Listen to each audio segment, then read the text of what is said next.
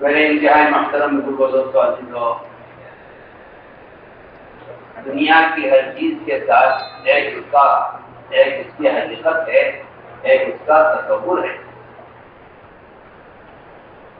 یہ حاصل جانتا ہے کہ اگر دنیا کسی چیز کو تصور کر لیا جائے تو اس تصور سے کچھ حاصل نہیں ہوتا جب تک اس چیز کی حقیقت نہ ہو۔ آپ دوا تصور کر لیں، شفا نہیں مل سکتی۔ آپ زمین تصور کر لیں، غلہ نہیں مل سکتا۔ آپ حکومت تصور کر لیں، ایک بڑھ کر بھی آپ کے اختیار نہیں حاصل ہو سکتا۔ آپ ہتھیار کو تصور کر لیں، حفاظت نہیں ہو سکتی۔ آپ ساری دنیا کی دکانوں کو اپنی دکان تصور کر لیں، ایک پائے آپ حاصل نہیں کر سکتے جب تک آپ کے پاس تجارت کی شکل نہ ہو۔ میں ایک مثال آپ کرتا ہوں۔ فکر کی بات یہ ہے کہ مسلمان ایک ایمان کے تصور میں اور مسلمان قومیت کا اسلام کرتا ہے۔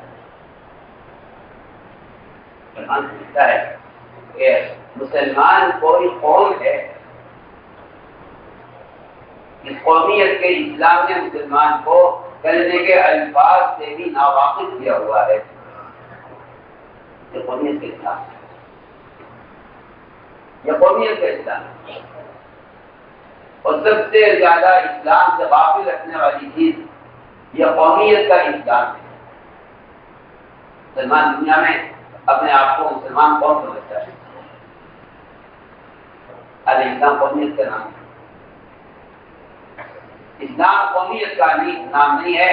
تمام دنیا میں رکھنے والی اقوام متحدہ ان سب کے مقابلے میں صرف مسلمان ایک عملی دین کا حامل ہے۔ باقی تمام اقوام کے بعد ان کا تصور کا خیال کا قومیت کا دین ہے۔ تمام اقوام کے درمیان صرف اسلام مسلمان ایک ہی جماعت ہے جس کا اسلام حقیقت کا ہے۔ باقی تمام اقوام کا اسلام قومیت، تمام اقوام کا دین قومیت کا دین ہے۔ مسلمان کا دین قومیت کا دین نہیں ہے۔ مسلمان کا دین قومیت کا دین نہیں ہے۔ یہ ہے سب سے بنیادی مرض۔ مسلمان کلمہ لا الہ الا اللہ اس کی حقیقت اور اس کے تقاضوں سے صرف اس لیے غافل ہے کہ مسلمان کے ذہن میں اسلام ایک تصور ہے۔ اس لیے بنیادی بات ہے سب سے پہلے کہ اپنے ایمان کو قرآن پر پیش کرو، اپنے ایمان کو قرآن پر پیش کرو۔ قرآن قرآن ہے، وہ فیصلہ کرے گا یہ نفاق ہے یا ایمان ہے، سچائی ہے یا جھوٹ ہے۔ اپنے ایمان کو قرآن پر پیش کرو، وہ قرآن فیصلہ کرے گا۔ اللہ تعالیٰ فرماتے ہیں کہ ہم جانچ کے دیکھیں گے کہ مومن ہیں منافق ہیں۔ ہم انہیں جانچ کر دیکھیں گے کہ یہ ہمارے تابع ہیں یا یہ اپنے نفس کے تابع ہیں۔ اور کسی کو اللہ تعالیٰ اس کا امتحان لیے بغیر چھوڑیں گے، کسی کو امتحان لیے بغیر چھوڑیں گے، کسی کو اس کا امتحان لیے بغیر چھوڑیں گے نہیں۔ کیونکہ اللہ فرماتے ہیں کہ لوگوں نے یہ خیال کر لیا ہے کہ انہیں آمنا کہنے پر چھوڑ دیا جائے گا، حالانکہ ان کے آمنا کہنے پر ان کا سخت امتحان ہے۔ مجھے بات کرنا ہے، وہ امتحان اللہ کی طرف سے دو چیزوں میں ہے، ایک اخبار میں، ایک احکام میں۔ اخبار اور احکام ان دو چیزوں میں مومن کا امتحان ہے، اخبار اور احکام۔ خبریں آئیں گی عقل کے خلاف، ہم دیکھتے ہیں کہ تم تصدیق کرتے ہو یا نہیں کرتے۔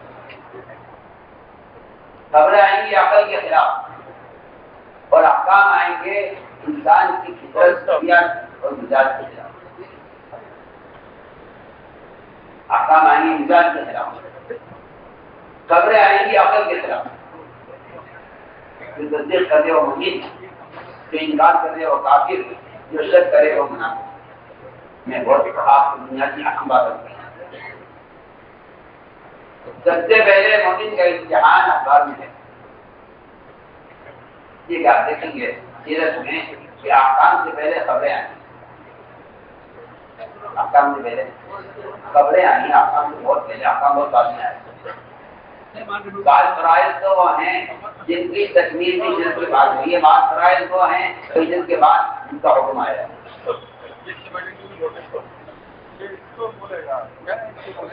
لیکن سب سے پہلے غیبی خبریں آئیں۔ اس کی کیا وجہ ہے؟ اس کی وجہ یہ ہے کہ اگر تم نبی کی ظاہر کی خبر کا اپنی عقل کے خلاف یقین کر لیتے ہو تو پھر تم اس قابل ہو کہ کل کو نبی کے لائے ہوئے احکام کو قبول کر دو، اور اگر تم آج نبی کی خبر کا اپنی عقل سے انکار کر دو تو پھر اس کی کوئی امید نہیں ہے کہ کل تم ان کے احکام کو قبول کر لو۔ اس لیے کہ کسی کی بات کو قبول کرنے کے لیے اس کی ذات پر اعتماد ہونا چاہیے۔ یہ دنیا کا اصول ہے، میں بہت اہم بات کر رہا ہوں، دنیا کا اصول ہے یہ۔ کسی کی بات کو ماننے کے لیے اس پر اعتماد شرط ہے۔ بات کہنے والے پر آپ کا اعتماد ہو تو آپ اس کی بات کو قبول کر لیں گے، اور اگر آپ اس پر اعتماد نہیں ہے تو آپ اس کی بات کے حساب سے۔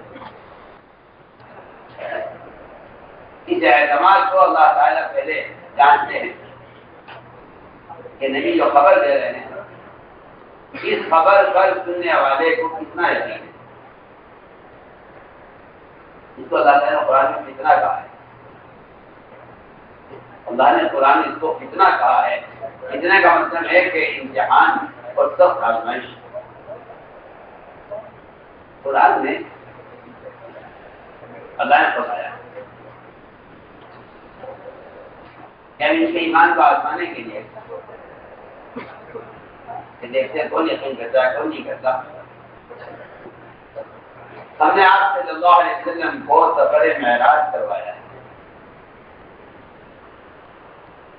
اور اسی آیت کے ساتھ دوسرا ٹکڑا یہ ہے کہ ہم نے جہنم میں ایک درخت کی ان کو خبر دی ہے۔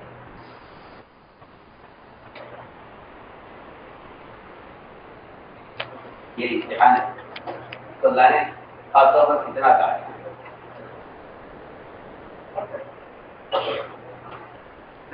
یہ آیت کے اندر دو چیزیں ہیں، ایک سفر معراج اور ایک جہنم میں ایک درخت کی خبر، اور دونوں چیزیں عقل کے اعتبار سے یہ ناممکن ہے کہ اگر ذرہ برابر کی مومن خبر میں عقل کو داخل کرے ذرہ برابر، تو یہ اپنے عقل کی وجہ سے اس کا انکار کیے بغیر نہیں رہے گا۔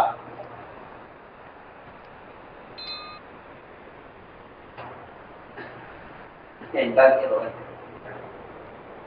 یہ بات سب سے پہلے سکھلائی گئی ہے کہ خبر میں اور شریعت میں اور احکام میں عقل کو کوئی دخل نہیں، عقل کا کوئی دخل خبروں میں، احکام میں، شریعت میں، سنت میں عقل کا کوئی دخل نہیں۔ گویا کہ عقل پر شریعت کا مدار ہی نہیں، ساری عقلیں شریعت کے تابع ہیں۔ آج بھی اگر کوئی قرآن میں تحریف کرے گا تو وہ صرف اپنی عقل کی وجہ سے کرے گا،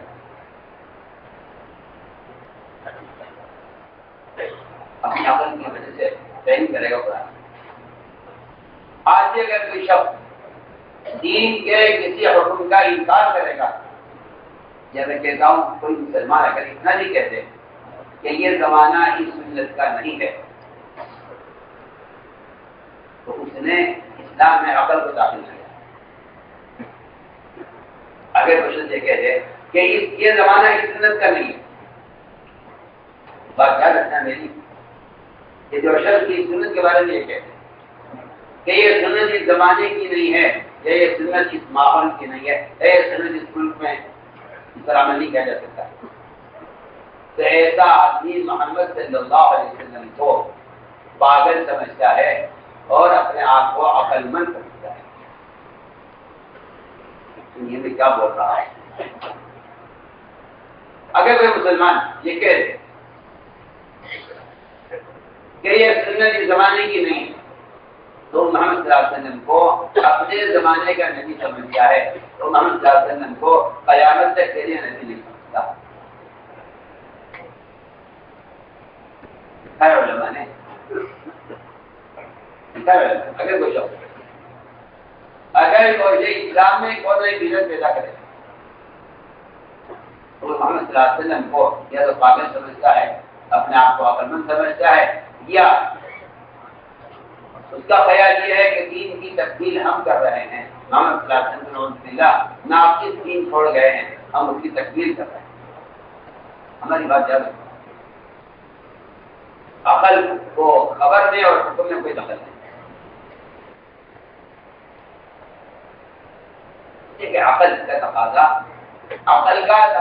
حکم پر تنقید کرنے کا ہوتا ہے۔ عقل کا تقاضا، ہماری بات بہت توجہ سے سننی پڑے، عقل کا تقاضا حکم پر تنقید کرنا ہے۔ عقل کا تقاضا حکم پر تنقید کرنا ہے، یا عقل کی تعریف کے علامہ اقبال نے خوب کی ہے۔ وہ فرماتے ہیں کہ عقل کو تنقید سے فرصت نہیں، عشق پر اعمال کی بنیاد رکھ۔ یہ اتنا بڑا اصول ہے شریعت کا،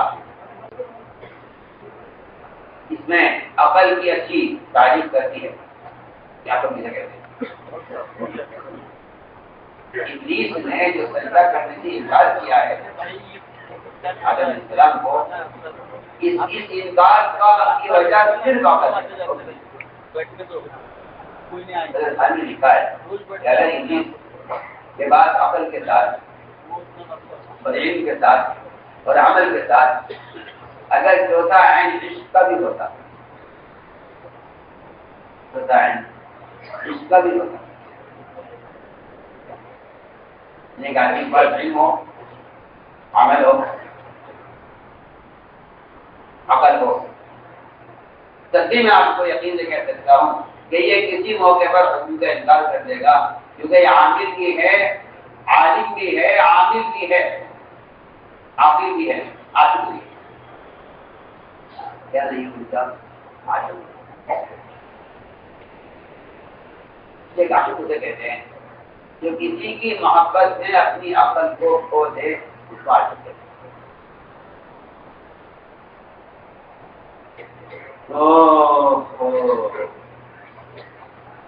لوگ سوچتے ہیں اس میں کیا ہو سکتا ہے، اس حکومت میں کیا ہو سکتا ہے، اس ماحول میں کیا ہو سکتا ہے،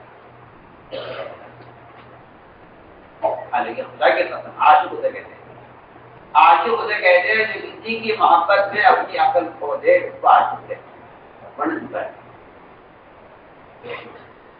علماء نے لکھا ہے جو آدمی متبع سنت نہیں ہے تو محمد صلی اللہ علیہ وسلم سے محبت کے دعوے میں جھوٹا ہے۔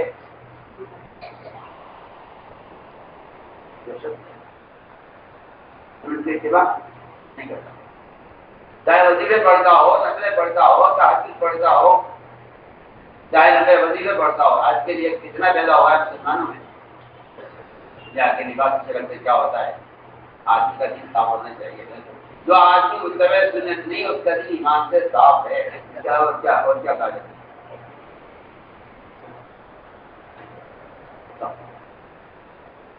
لیکن مسلمان نے ایمان کو عقیدے اور فرائض کو بنیاد بنایا ہے کفر ایمان کے درمیان۔ میں کہتا ہوں کہ کفر اسلام کے درمیان فرائض کا فرق ہے اور کافر مسلمان کے درمیان سنتوں کا فرق ہے۔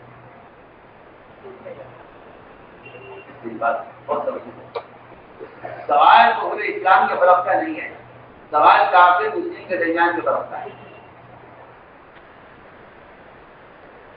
سوال کافر اور سوال کافر اور مسلمان کے درمیان کے فرق کا سوال ہے۔ فرائض کے ادا کرنے سے ایک آدمی کے کفر اسلام میں فرق ہو جائے گا۔ یہ فرائض کفر اسلام کا فرق ہے۔ قرآن کتاب روایت ہے اسلام والا بنیاد پانچ چیزیں ہیں. اسلام کی بنیاد 5 چیزیں ہیں. ان فرائض سے معلوم ہوتا ہے کہ یہ فرق کفر اسلام کا فرق ہے. یہ فرق کفر اسلام کا فرق ہے. سوال کفر اسلام کے فرق کا نہیں ہے.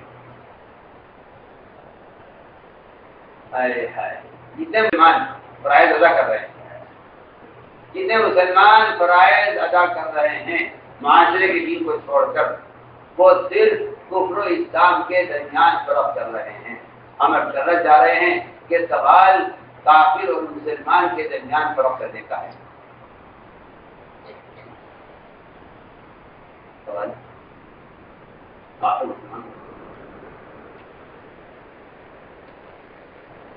سوال کافی مسلمان کے درمیان فرق کا ہے. بڑی بات یاد رکھنا کہ کافی اور مسلمان کے درمیان صرف فرض کیا فرائض کے ادا کرنے سے فرق نہیں ہوگا.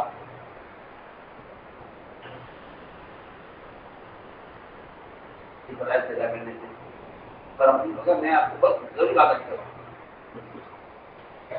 صرف فرائض کے ادا کرنے سے کافی مسلمان کے درمیان فرق نہیں ہوگا. ہم فرائض کے ادا کرنے سے کفر اسلام کا فرق ہو جائے گا. ایک آدمی فرائض کو قبول کرتا ہے ادا کرتا ہے تو اس کو مسلمان کہا جائے گا.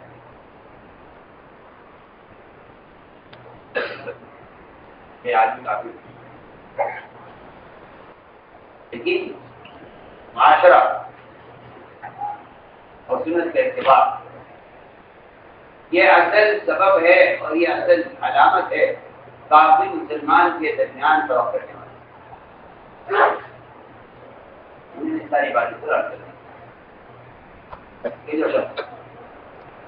محمد صلی اللہ علیہ وسلم سے محبت کا دعویٰ کرتا ہے. اگر اتباع سنت پر نہیں ہے تو اپنے دعوے میں جھوٹا ہے.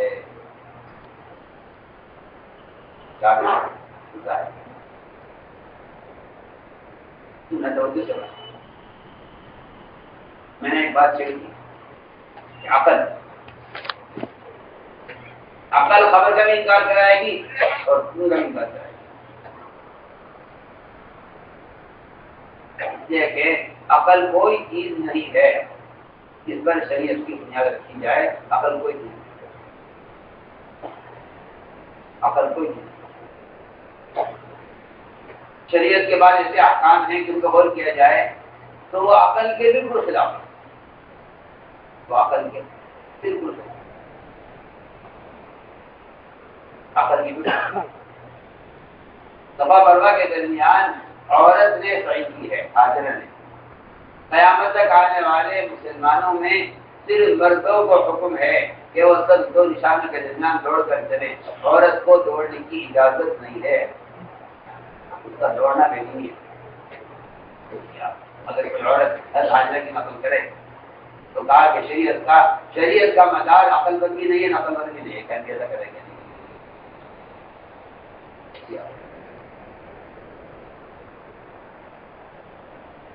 کہتے ہیں کہ اگر مدار عقل پر ہوتا تو میں کہتا کہ خفین کا مدار وہ پیر کے نیچے کے حصے میں کرنا چاہیے کیونکہ گرد و غبار یا مٹی یا گندگی وہ پیر کے نیچے کے حصے میں لگتی ہے خفین کے.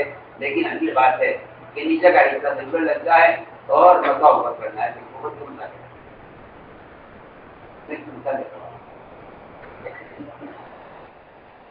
عقل پر مدار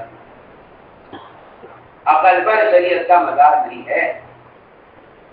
ابلیس نے انکار کیا ہے سجدہ کرنے سے. وہ اس کی عقل نے تقاضا کیا لکھا ہے کہ اس کی عقل نے تقاضا کیا. انا خیر منہ یہ عقل کی بات ہے. یہ عقل کی بات ہے. اس کی بات نہیں. یہ عقل کی بات ہے. انا خیر منہ کے میں اس سے بہتر ہوں. میں تو اس سے نہیں. تو میں نے ایک بات کی ہے کہ عقل کو کوئی نقل شریعت نہیں اور وہی کہہ دیتا ہے تو کیا شاہ عزیز محدث دہلوی نے فتح العزیز میں ایک روایت نقل کی ہے. مان زمین مجرد کا بکاہن ولا مجنون. اس آیت کے ذیل میں کہ اللہ کا فضل یہ ہے آپ پر کہ آپ صلی اللہ علیہ وسلم نہ پاگل ہیں نہ کاہن ہیں۔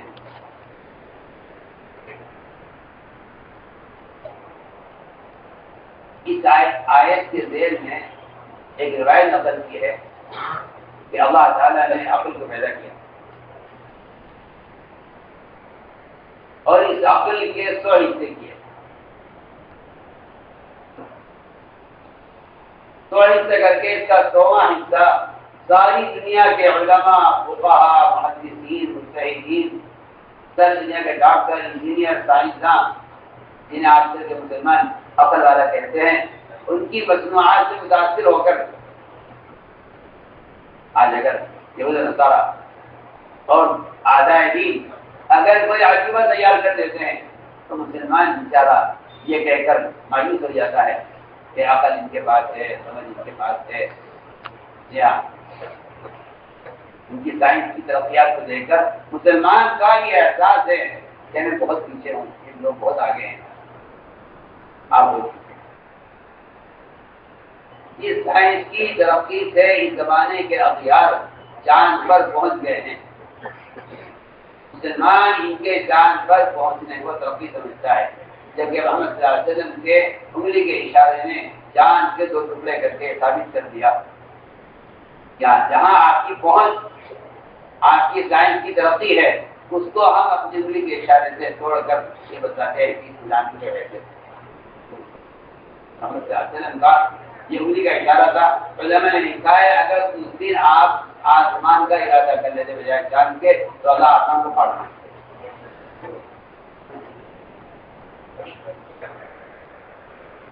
اللہ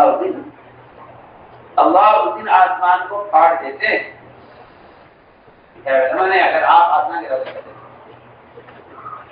پھر کفار نے چاند کے پھاڑنے کا مطالبہ کیا نہیں۔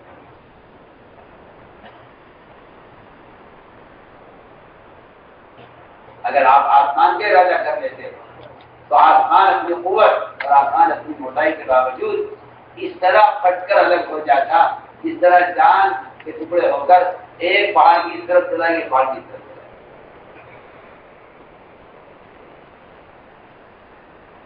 میں نے عرض کیا کہ یہ تو مسلمان کی بے عقلی ہے، یہ اغیار کی مصنوعات سے اور ان کی جو ہے سائنسی ترقیات سے متاثر ہو جاتا ہے، اس کی بات ہے۔ تو میں نے عرض کیا کہ سرجنے کے ڈاکٹر، انجینئر، سرجنے کے سائنسدان کیا کرتا ان چیزوں کے پیچھے ہم پھر رہے ہیں اور جن کے ہم تابع ہو گئے ہیں، ان ساری قسم کے انسانوں کو 100واں حصہ ان میں تقسیم کیا گیا۔ عقل کا 100واں حصہ، عقل کا 100واں حصہ سب میں تقسیم کیا گیا۔ اس لیے ساری دنیا کے عقلاء، ساری دنیا کے عمراء اور عہدیدار اور ساری دنیا کے سائنسداں اور سیاستدان یہ مقصود العقل نہیں ہے، یہ سب معدوم العقل ہے۔ معدوم العقل ہے، یہ معلوم العقل ہے۔ 100واں حصہ تقسیم ہوا ہے ساری خلقت پر، تو آپ خود ہی فیصلہ کیجیے کہ 100واں حصہ جو ساری مخلوق پر تقسیم ہوا ہے اس سے کس کے حصے میں کتنے عقل آئے گی، آپ خود سمجھ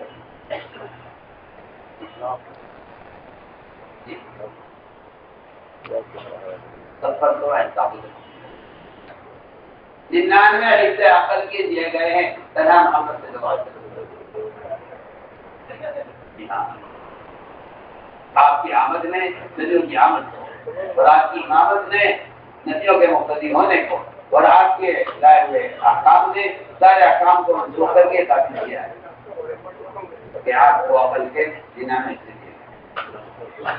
اور سب کو 100واں حصہ عقل کا سب میں تبدیل کیا۔ ہم یہ بات یاد کر رہے ہیں قبر کا مزار عقل پر نہیں، سب سے پہلے آدمی قبر کا انکار کرتا ہے، قبر کا انکار حضور اکرم صلی اللہ علیہ وسلم نے اپنے سفر معراج کی خبر دی،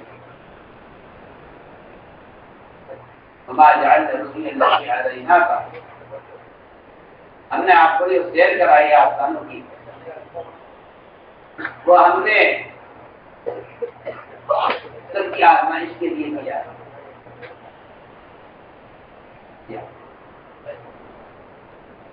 اور ہم نے جو خبر دی ہے جہنم میں درخت کی، یہ ہم نے آزمائش کے لیے کیا ہے۔ آپ صلی اللہ علیہ وسلم کا خبر میں راضی ہو، اتنے حصے میں رات کا، اتنے حصے میں سفر ہوا ہے آسمانوں کا، اور 1 مہینے کا سفر زمین کا، جو سفر اتنی دیر میں پورا ہو گیا رات میں کہ آپ کے بستر کی گرمائی باقی تھی، جسم کے بدن کی حرارت سے بستر گرم ہو جاتا ہے، وہ گرمائی بھی ابھی باقی تھی کہ آپ کی واپسی ہو گئی، جس میں 1 مہینے کا سفر زمین کا ہوا ہے جسم کے ساتھ، اور 50,000 سال کی مسافت آسمانوں کی ہے۔ یہ سفر آپ کا اتنی جگہ پورا ہوا ہے۔ صبح آپ بیٹھے ہوئے تھے، سوچ رہے تھے کہ رات کی کیا ہوا ہے۔ ابو جہل نے پوچھا اے محمد کیا سوچ رہے ہو؟ آپ نے فرمایا کہ رات میں میرا سفر ہوا ہے آسمانوں کا، اور 1 مہینے کا سفر زمین کا۔ یہ میں کہتا ہوں کہ یہ سب سے سخت امتحان ہے کہ آیا آپ ان بات کو قبول کرتے ہیں؟ ابو جہل نے اس کا انکار کیا۔ لوگ دوڑے ہوئے گئے وہ سجد کے پاس کہ ان کے جو اپنے قریب والے ہیں انہیں بتاؤ جا کے کہ تمہارا ساتھی کیا کہتا ہے۔ میں آج بھی کہتا ہوں اللہ مجھے معاف فرمائے، جب مسلمان کے دین کی سطح گر جائے گی تو دین کی اعلیٰ سطح کی بات سے مسلمان اختلاف کرے گا۔ آپ سے بہت کام کی بات کرتا ہوں، جب مسلمان کی دین سطح گرے گی تو منکرات مختلف بھی ہو جائیں گے، منکرات ہو جائیں گے۔ میں آپ سے بہت کام کی بات کر رہا ہوں، آپ کو اس کا اندازہ نہیں ہے جو میں کہہ رہا ہوں، سمجھ نہیں کہے گا صاحب کہ نہیں یہ ٹھیک ہے آپ کی بات، لیکن اس وقت اس کی امت میں اس کی استعداد نہیں ہے۔ میں آپ سے سوال کرتا ہوں کہ اللہ تعالیٰ اس زمانے میں ایمان والوں کے ایمان کو جاننے کے لیے نبی کی زبان پر یہ خبر جاری کر رہے ہیں، اور نبی سے معراج کا سفر اور 1 مہینے کا زمین کا سفر، 1 مہینے کا سفر زمین کا جو رات کے اعتبار سے چند منٹ میں ہوا ہے۔ یہ کہہ رہا ہوں کہ بستر کی گرمائی بہت دیر باقی نہیں رہ سکتی، آپ بستر اٹھ کے جائیں گے سردی آئیں گی، آپ کا بدن سے بستر گرم رہے گا، اور آپ اٹھ کے جائیں گے تھوڑی دیر میں آپ کے بستر کی گرماہٹ ختم ہو جائے گی، لیکن آپ کی واپسی تک آپ کا بستر گرم رہا آپ کے بدن کی حرارت سے۔ اس سے آپ اندازہ کر لیجئے اس پورے سفر کی وقت کی قلت کا اس سے اندازہ کر لیجیے۔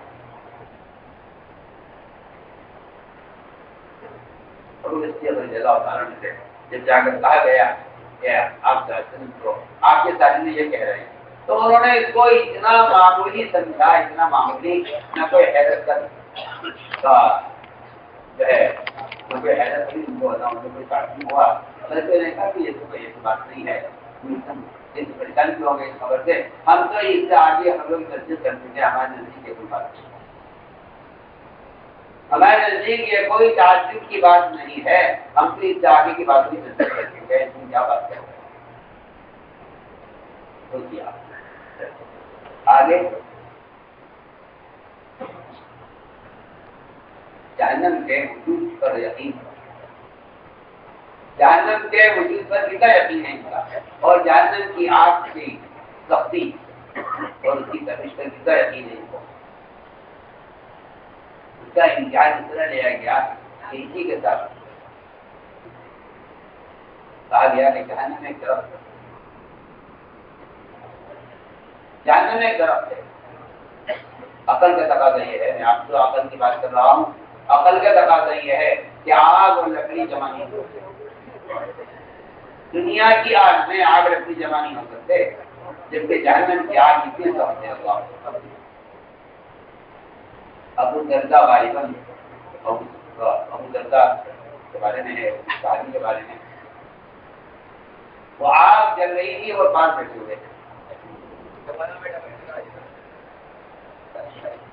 آگے جلنے پر اس کی لکڑیاں جب جلتی ہیں آواز ہوتی ہے آگ کے جلنے کی، تو سلمان فارسی نے پوچھا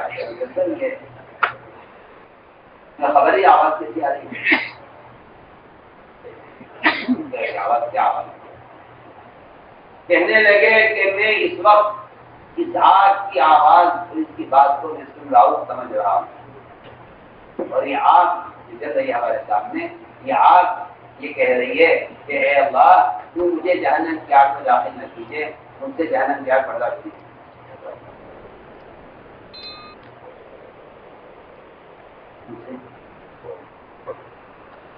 یہ دیکھیے آپ، دنیا کی آگ جہنم کی آگ سے پناہ مانگتی ہے، دنیا کی آگ جہنم کی آگ سے پناہ مانگتی ہے۔ لوگ کے بات ختم کر دیتے ہیں کہ جہنم کی آگ دنیا کی آگ سے بہت سخت ہے۔ دنیا میں آپ کتنی سخت آگ تصور کر سکتے ہیں؟ دنیا میں آگ، آپ دنیا میں جتنی سخت ترین آگ کو تصور کر سکتے ہیں، جہنم کی آگ سے دنیا کی آگ پناہ مانگتی ہے۔ اے اللہ تو مجھے جہنم میں داخل نہ کیجیے، کیونکہ مجھ سے جہنم کی آگ برداشت نہیں ہوتی۔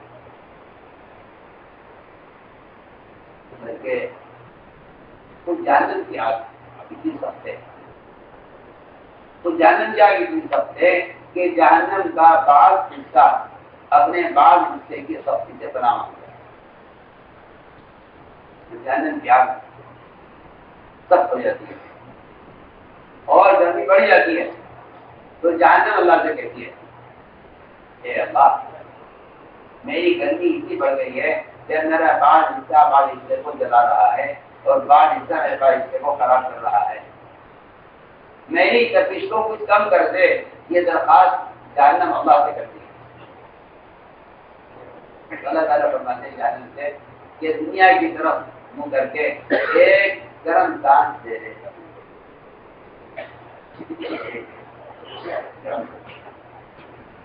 دنیا کی طرف منہ کر کے گرم سانس دے دے۔ جو ظالم پھوٹتے ہیں دنیا میں، دنیا میں ایسے علاقے ہیں آپ کے پاس ممالک میں جہاں پہاڑوں کے اندر سے وہ آگ نکلتی ہے کہ اس ایریے سے کوئی گزر نہیں سکتا، کئی کئی کلومیٹر تک اس کی تپش پہنچتی ہے، جن پہاڑوں کے اندر سے جو ہے آگ کے لاٹے پھوٹتے ہیں۔ یہ ساری گرمی دنیا میں شامل ہوتی ہے، یہ جہنم کے ایک گرم سانس کا اثر ہے، جہنم کے گرم سانس کا جہنم کے گرم سانس کا اثر ہے، جس سے دنیا کے اندر گرمی ہوتی ہے۔ ایسے زمین جہنم کا ایک عذاب ہے ٹھنڈک کا، جب جہنم کی ٹھنڈک اتنی بڑھ جاتی ہے کہ جہنم سے وہ ٹھنڈک برداشت نہیں ہوتی، وہ اللہ سے کہتی ہے کہ میرا بعض حصے کو کھا رہا ہے ٹھنڈ کی وجہ سے، تو اللہ تعالیٰ فرماتے ہیں کہ دنیا کی طرف ایک ٹھنڈا سانس دے دے۔ بڑھ بھاری ہوتی ہے، وہ جہنم کے ایک ٹھنڈے عذاب کے سانس کا اثر ہے، جس سے دنیا کے اندر ٹھنڈ ہوتی ہے۔ میں آپ کو یہ مثال دے رہا ہوں کہ آپ تصور کر لیجیے کہ جہنم کی آگ کی سختی کیا ہوتی ہے۔ آپ نے خبر دی کہ جہنم میں درخت ہے، کفار نے کہا تو جہنم کی آگ بالکل ٹھنڈی ہے، کیونکہ آگ درخت کو جلا دیتی ہے، اور آگ کا عقل کا تقاضا یہ ہے کہ آگ درخت کو جلاتی ہے، تو لہٰذا اگر یہ درخت جہنم میں درخت ہے تو جو آگ درخت کی نہیں جلائے گی، ابھی نہیں جلائے گی۔ انہوں نے جہنم کی گرمائی کا، جہنم کی سختی کا انکار کر دیا کہ جہنم ابھی نہیں جلائے گی۔ میں آپ کو مثال دے رہا ہوں میرے دوستوں، آدمی کو سوچنا چاہیے کہ اللہ تعالیٰ کی طرف سے کہ نبی کی زبان پر خبریں جاری ہوئی ہیں، اس میں موجود کا امتحان ہے کہ آپ اس کو عقل کے خلاف تصدیق کرتے ہیں۔ لہٰذا کفار نے انکار کر دیا، دونوں باتوں سفر معراج کا بھی انکار کر دیا۔ معراج تو بہت آگے کی بات ہے، انہوں نے تو بیت المقدس تک آگے جانے کا بھی انکار کیا. میں نے عرض کیا کہ ایک امتحان ہوتا ہے خبروں میں، ایک امتحان ہوتا ہے خبروں میں، ایک امتحان ہوتا ہے احکام میں. امتحان ہوتا ہے احکام کہ ہم اچانک حکم لائیں گے. اطاعت کا امتحان احکام میں ہوتا ہے اور ایمان کا امتحان اخبار میں ہوتا ہے. اطاعت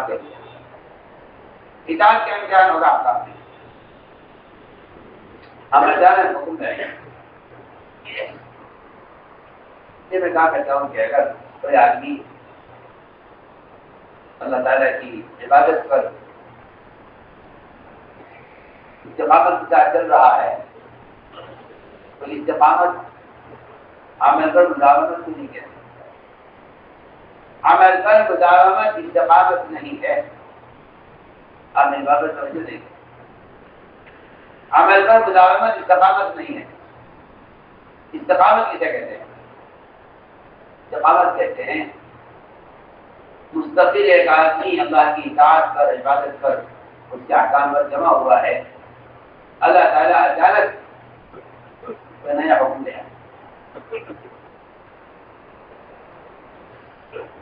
یہ اس نئے حکم کو پورا کر دے تو اس کو استقامت حاصل. اور اگر اس سے انکار کر کے اور یہ کہہ کہ میں جو کر رہا تھا میں وہ کروں گا، میں یہ نہیں کروں گا، تو ایسے آدمی کو استقامت حاصل نہیں ہے. بلکہ بعض مرتبہ انکار کرنے کی وجہ سے آدمی اس عمل کے قابل بھی نہیں رہتا. اللہ تعالیٰ ایسے سے عمل کے اخراجات کی دیتے ہیں، عمل کے اخراجات کو کم کر دیتے ہیں.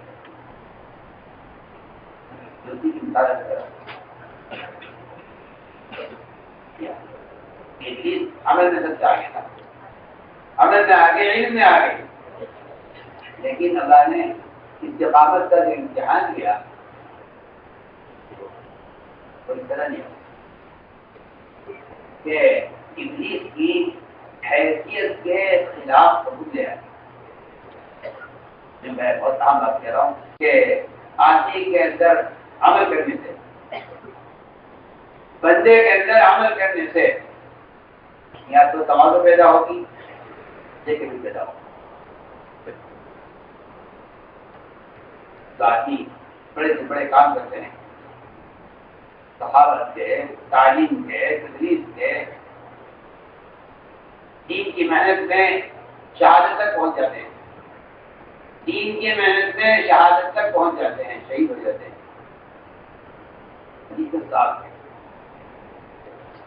دین صحیح عالم شہید، ان تین کا حساب سخت ہوگا اور حساب ان کی نیتوں کا ہوگا کہ تم نے سخاوت سے کبھی پیدا ہوا ہے، توازن پیدا ہوا. بہت آسان بات ہے. اخلاص توازن ہے، ریا کبر ہے. ریا کبر ہے. اخلاص توازن ہے، ریا کبر ہے.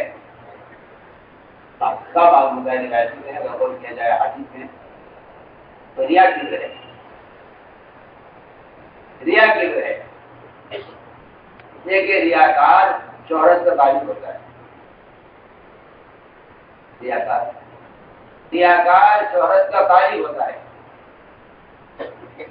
اور مخلص میں تواضع ہوتی ہے. اس لیے فرمایا کہ مخلصی کی علامت یہ ہے کہ اگر وہ گم ہو جائے تو اسے تلاش نہ کرے، مل جائے تو ان کو پرواہ نہ کرے.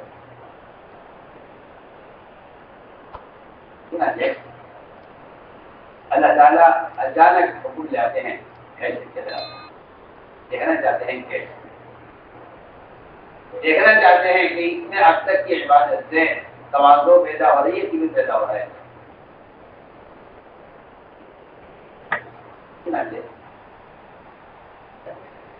اللہ تعالیٰ نے حکم دیا کہ آدم کو سجدہ کرے. یہ حکم حیثیت کے خلاف آ گیا. آج ابلیس نے سجدے سے انکار کر دیا. میں ان سے بہتر ہوں، میں سجدہ نہیں کر سکتا، اس نے تکبر میں انکار کیا ہے۔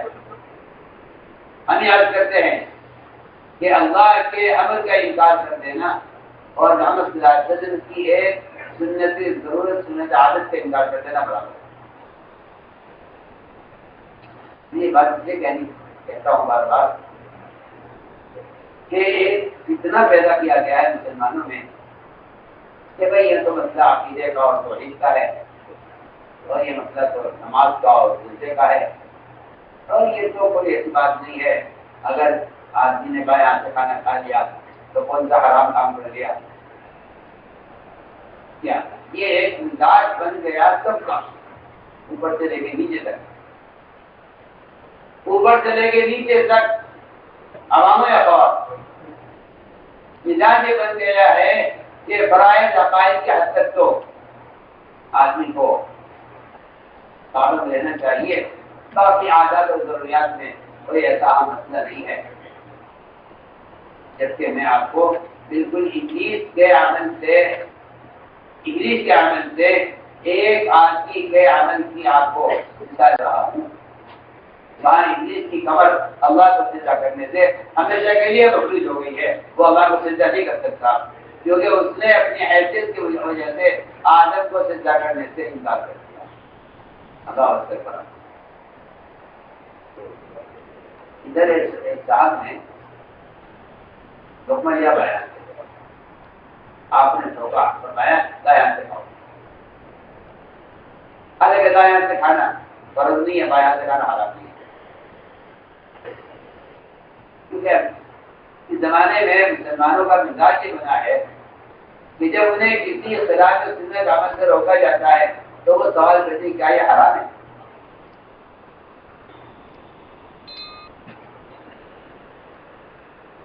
یہ سب کا مزاج گیا ہے اور یہ بنایا گیا ہے معاشرے کے دین کو ضائع کرنے کے لیے۔ یہ سوال کھڑا کیا گیا ہے کہ آپ اس کام کے کرنے کا حکم دے رہے، کیا یہ فرض ہے؟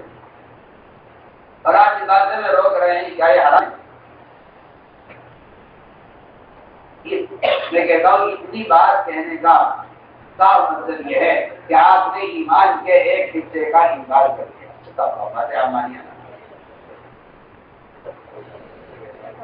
جو آدمی معاشرے کی ہدایت کی سنت کا انکار کر رہا ہے وہ ایمان کے ایک حصے کا انکار کر رہا ہے۔ کیا بول رہا ہوں؟ تو ایمان کے انکار کر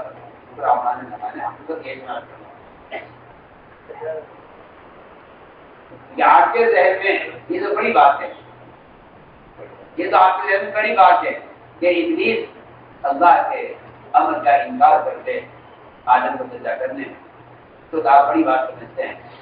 اور ایک آدمی بائیں ہاتھ سے کھانا کھا رہا ہو اور آپ اسے کہ دائیں ہاتھ سے کھاؤ، یہ چھوٹی بات ہے، بائیں ہاتھ سے کھا رہا دائیں ہاتھ سے کھا رہا، جو کہ اتنا بڑا مسئلہ نہیں ہے۔ جبکہ آپ کو معلوم ہونا چاہیے کہ جب آپ نے کہا اس وقت کے دائیں سے کھاؤ اور تو اس نے بالکل کبر کے طور پر تکبر کی اور بڑائی کے طور پر کہا ہے نہیں کروں گا،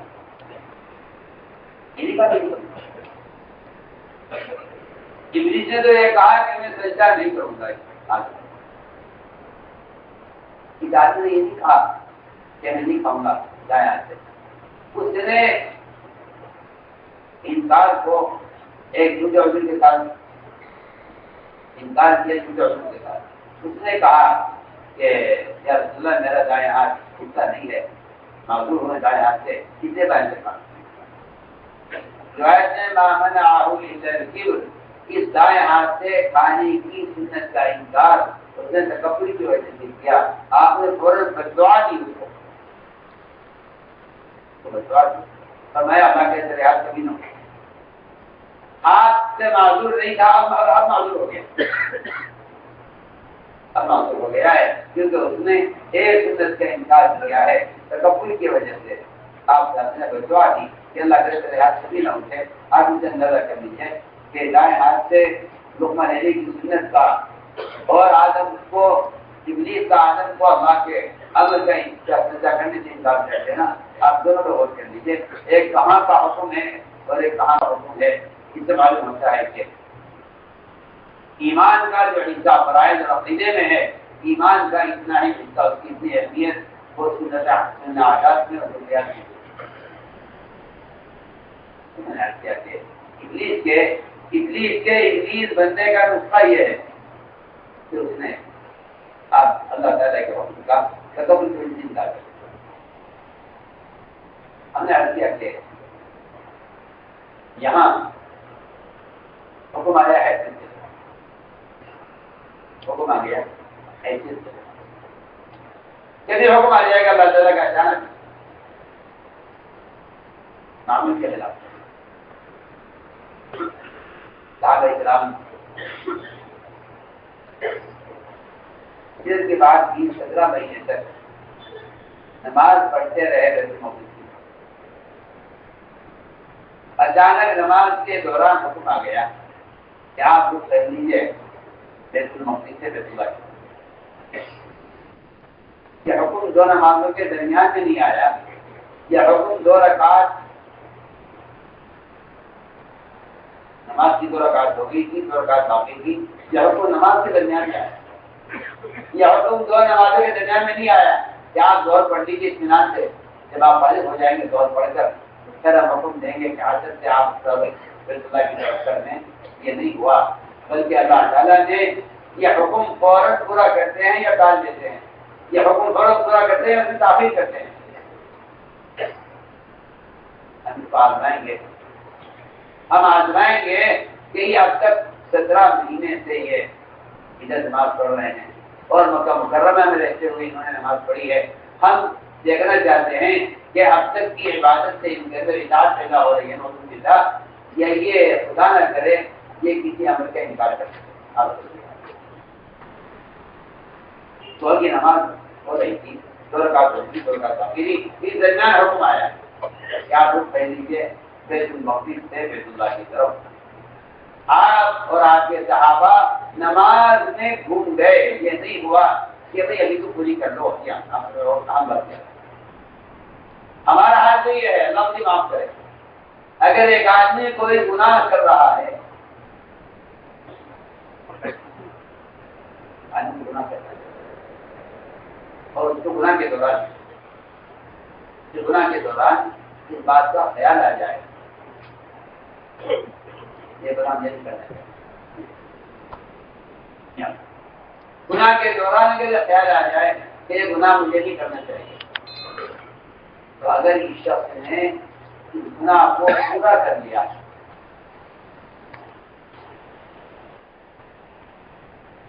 گناہ کو پورا کر لیا، تو میری بات آپ نوٹ کر لیجیے گا، ایسے آدمی کی توبہ قبول نہیں ہوگی۔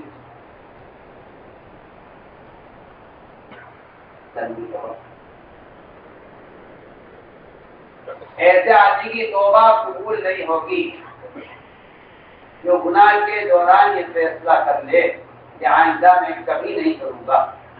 ذرا یہ میں بہت کام کی بات آپ سے کر رہا ہوں، آج ذہن میں رکھیے، گناہ چھوٹا ہو یا بڑا، کبیرہ ہو یا صغیرہ، اگر گناہ کے دوران یہ خیال آ گیا کہ مجھے گناہ نہیں کرنا چاہیے اور اس نے اس گناہ کو اس وقت پورا کر لیا اور آئندہ کے لیے فیصلہ کر لیا کہ آئندہ نہیں کروں گا، تو اس کی توبہ قبول نہیں ہوگی۔ لوگ کہتے ہیں کہ توبہ کی قبولیت کے کیا، توبہ کی قبولیت کے کیا، قبولیت کی کیا علامت ہے؟ کیسے معلوم ہے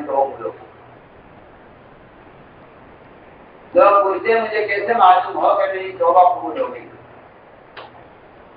گناہ سے توبہ کی قبولیت کی علامت یہ ہے کہ ہمیشہ کے لیے آدمی کے دل میں اس گناہ سے نفرت پیدا ہو جائے۔ اگر دیکھو دوبارہ اس گناہ کا موقع دیا جائے اور پہلے سے بہتر موقع دیا جائے تو یہ اس گناہ کی طرف نہ جائے۔ یہ گناہ یہ توبہ کی قبولیت کی علامت ہے کہ دوبارہ گناہ کی طرف نہ جائے، اور یہ عمل کی قبولیت کی علامت ہے کہ اس عمل پر اس کو استقامت اور نیک عمل پر اس کی رغبت بڑھ جائے یہ عمل کی قبولیت کیا علامت ہے؟ میں آپ سے بہت بنیادی بات کر رہا ہوں، اس لیے کہ ایک آدمی گناہ کر رہا ہوتا ہے اور اس کو اس سے روکا جاتا ہے۔ اگر گناہ کے دوران یہ خیال آ جائے تو مجھے گناہ نہیں کرنا چاہیے، اور خیال آتے ہی اس گناہ کو ادھورا چھوڑ دے، تو توبہ کی شرط پائی گئی ہے، اور اگر اس گناہ کو پورا کر لیتا ہے تو اس کی توبہ میں اصلاح نہیں پایا گیا، یعنی اس نے گناہ کو ادھورا نہیں چھوڑا ہے، کیونکہ گناہ سے اس وقت نکل جانا چاہیے جس وقت توبہ کا خیال آیا۔ ہاں میں تو کہہ رہا ہوں گناہ سے اس وقت نکل جانا چاہیے جس وقت توبہ کا خیال آیا، کیونکہ پہلی شرط یہ ہے،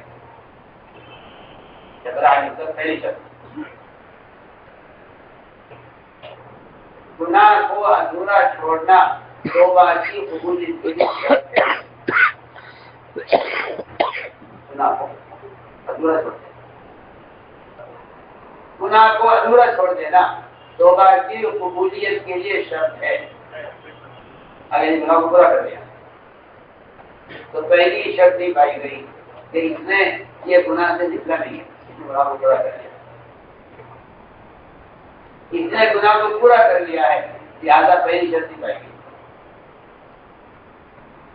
کیونکہ گناہ میں معافی کے لیے، گناہ کی معافی کے لیے توبہ شرط ہے، گناہ کی معافی کے لیے توبہ شرط ہے۔ لوگ استغفار کرتے ہیں، استغفار کرتے ہیں، لوگ گناہ کو ادھورا چھوڑ دیتے ہیں، لوگ گناہ پر نازک بھی ہوتے ہیں۔ ہماری بات کر دیتے ہیں، ندامت بھی ہے، استغفار بھی ہے، لیکن ندامت اور استغفار سے کہیں زیادہ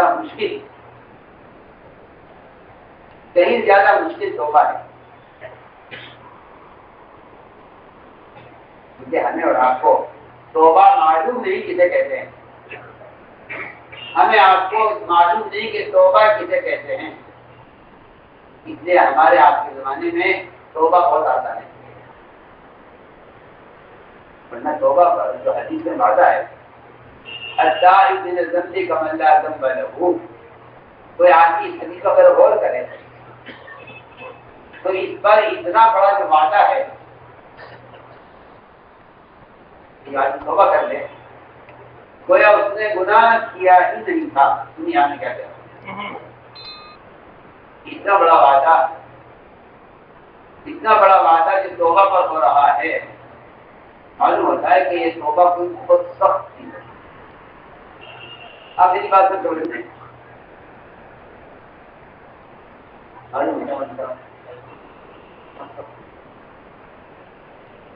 میرا آپ کے زمانے میں توبہ آسان ہے کہ ہم کان پکڑ کر یہ کہ اللہ میری توبہ، میں کہتا ہوں اللہ میری توبہ، اس کا توبہ سے کوئی تعلق نہیں،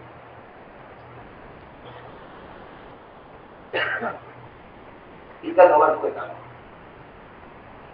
کان پکڑ لینا، زبان سے توبہ کا لفظ کہہ دینا، اس کا توبہ سے کوئی تعلق نہیں ہے، توبہ تو بہت مشکل کام ہے، توبہ تو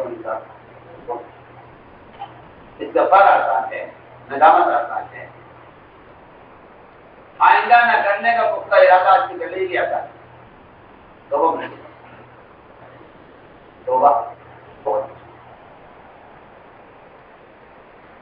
کہتے توبہ کہتے ہیں آپ نے جہاں سے راستہ بدلا ہے آپ وہاں واپس جائیے، آپ وہاں واپس جائیے، آپ کے میں آئندہ نہیں کروں گا، آئندہ نہ کرنا یہ ایک الگ چیز ہے، توبہ بھی الگ توبہ الگ چیز ہے، میں مثال دیتا ہوں آپ کو، توبہ کیا ہے، میں آسان مثال دیتا ہوں آپ کو، کوئی چور کسی کا مال چرا لے تو اس کی توبہ یہ نہیں ہے کہ اللہ میں آئندہ چوری نہیں کروں گا، اور میں چوری میں استغفار کرتا ہوں، میں آئندہ چوری نہیں کروں گا، مجھے چوری پر ندامت ہے، اور اس طریقے سے استغفار کرتا ہوں، اس میں سے کوئی چیز توبہ نہیں۔ اب میری بات کو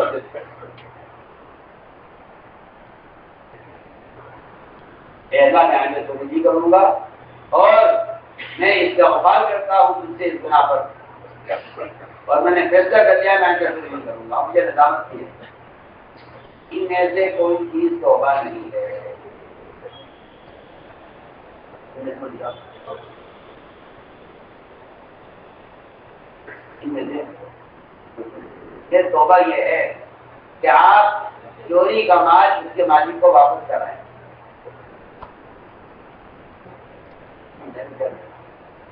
چوری کا مال آپ کا مال ہے، میں آپ کو کہہ رہا ہوں استغفار آسان ہے، ندامت آسان ہے، آئندہ نہ کرنے کا ارادہ آسان ہے، گناہ کو دور چھوڑ دینا آسان ہے، سب سے آسان ہے لوگوں میں۔ اگر توبہ اتنی مشکل نہ ہوتی تو اس توبہ پر اتنا بڑا وعدہ نہ ہوتا۔ یہ روایت اس بات کی علامت ہے کہ توبہ کوئی آسان کام نہیں ہے، کہ جس سے آپ کا نام گناہ گار کی طریقے سے کاٹ دیا جائے اور آپ کے گناہ کا انکار کر دے، اللہ تعالیٰ کا بھی گناہ کیا نہیں تو آپ کی بات یہ کہتے ہیں جب ابلیس اللہ کے امر کا انکار کر کے وہاں سے نکال دیا گیا، ایک مدت گزر گئی، موسیٰ علیہ السلام جب پہاڑ کے اوپر جانے لگے تو ابلیس نے موسیٰ علیہ السلام سے درخواست اور یہ کہا کہ آپ اللہ کی جناب میں جا رہے ہیں، وہاں مکالمہ ہوگا آپ کا اللہ کے ساتھ، تو آپ میرے لیے سفارش کر لیں کہ ابلیس میں ندامت ہے، آپ کو بالکل آسان کر دیں، ابلیس میں ندامت ہے، ابلیس کو اپنی غلطی کا احساس ہے، اور ابلیس کو اللہ معاف کر دیں، آپ میرے لیے اللہ سے سفارش کر دیں۔ موسیٰ علیہ السلام بلند پیغمبر ہے، اللہ اکبر، یہ ابلیس نے درخواست موسیٰ علیہ السلام نے اللہ سے سفارش کی کہ اے اللہ تیرا یہ بندہ ہے، غلطی سے ہو گئی ہے، اس نے ندامت کی ہے، جو آپ سے کہہ رہا تھا اس نے ندامت کی ہے، آئندہ کا پختہ ارادہ بھی ہے کہ میں آئندہ تیرا کوئی حکم نہیں کروں گا، مجھے معاف کر۔ یہ کہنا چاہتا ہوں کہ توبہ کیا ہے؟ اللہ نے فرمایا موسیٰ وہ توبہ نہیں ہے۔ موسیٰ نے کہا وہ مجھ سے وعدہ کر رہا ہے، آپ موقع دے مجھ سے وعدہ کر رہا ہے، موسیٰ وہ توبہ نہیں کرے گا۔ اللہ نے ٹھیک ہے، اگر وہ توبہ چاہتا ہے تو جاؤ اس سے کہو ابلیس سے کہ وہ آدم کی قبر کو سجدہ کر دے۔ ابلیس نے کہا یہ تو ہو نہیں سکتا کہ میں نے اس کا حیات سے سجدہ نہیں کیا، اب مرنے کے بعد کیا سجدہ کروں، یہ تو ہو نہیں سکتا۔ آپ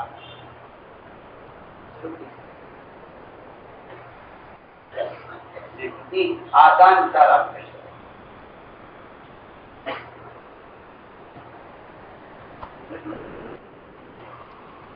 میں نے عرض کیا کہ حال کے امر کو پورا کرنا اور جس چیز سے روکا جائے اس سے فوراً رک جانا۔ اللہ تعالیٰ احکام دے کے بھی آزماتے ہیں اور کسی عمل سے روکنے بھی آزماتے ہیں۔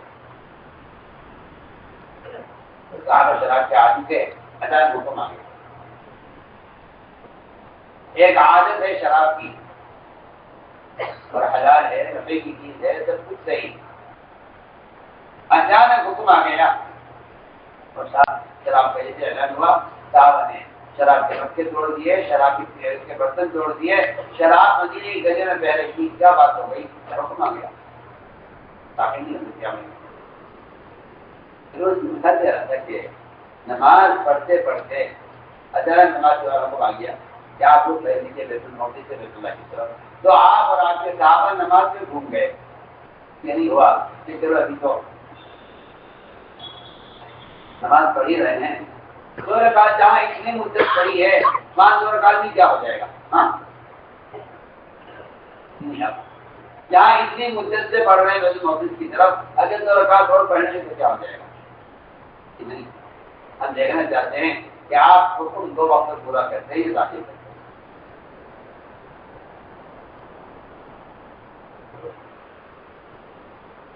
بات ایسی ہوتی ہیں جو انسان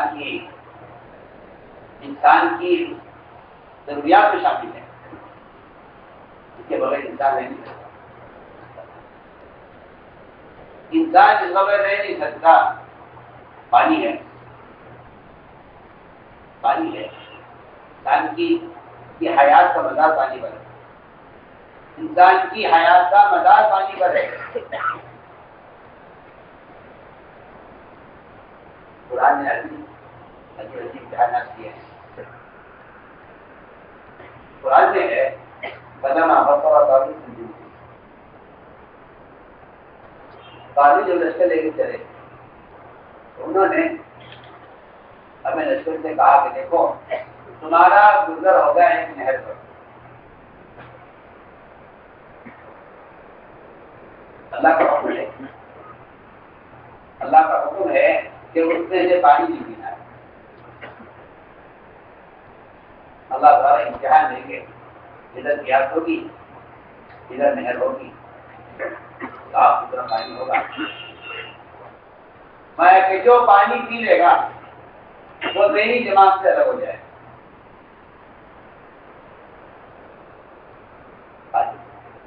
پیاس ہے، ضرورت ہے، میں کہ جو پانی پی لے شہر سے وہ میری جماعت سے الگ ہو جائے، وہ میری جماعت سے نہیں، اور جو پانی نہ پیے نہیں پیے گا، میری اطاعت کرے گا تو میری جماعت سے کرے گا۔ کوئی کہہ سکتا ہے یہ بھی کوئی بات نہیں ہے کہ آدمی پیاسا ہے، نہر سے گزر رہا ہے اور اچانک سے حکم آ جائے۔ میں آپ کو پہلے مثال دے رہا ہوں پانی کی، مثال ہوگا کھانے کی، پہلی مثال پانی، چنانچہ اکثر نے پانی پی لیا، ٹھیک ہے اگر کہہ دیا تو کیا بات ہے، اکثر نے پانی پی لیا، بہت تھوڑے سے لوگ رہ گئے جنہوں نے بات مانی اور پانی نہیں پیا۔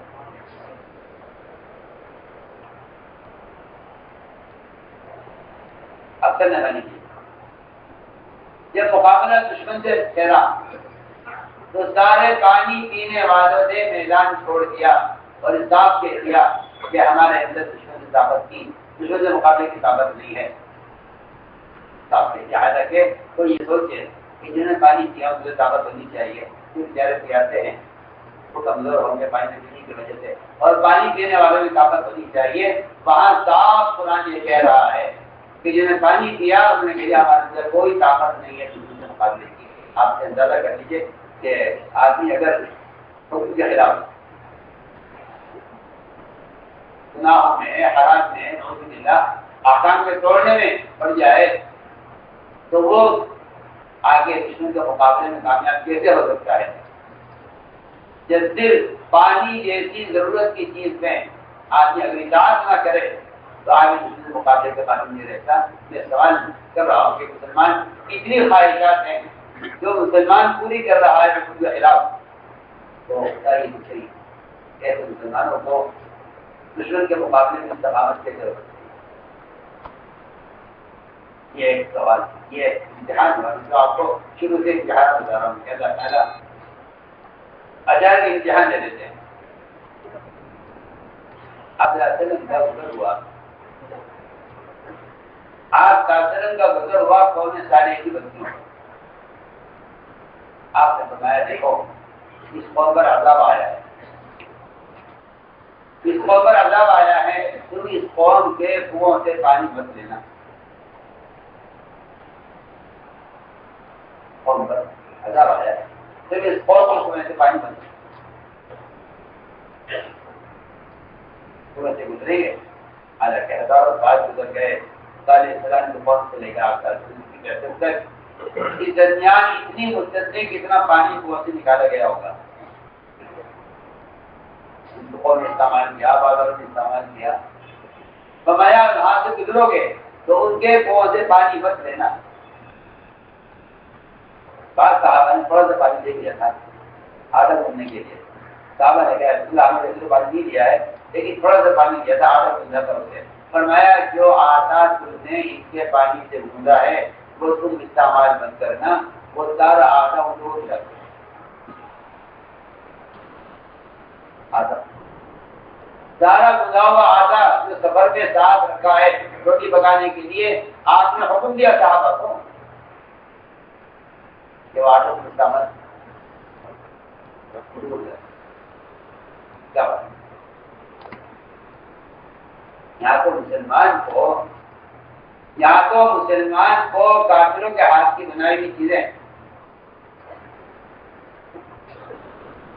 کو اتنا شوق ہے اس کا، لیکن آپ سے اللہ کی قسم کھا کر کہتا ہوں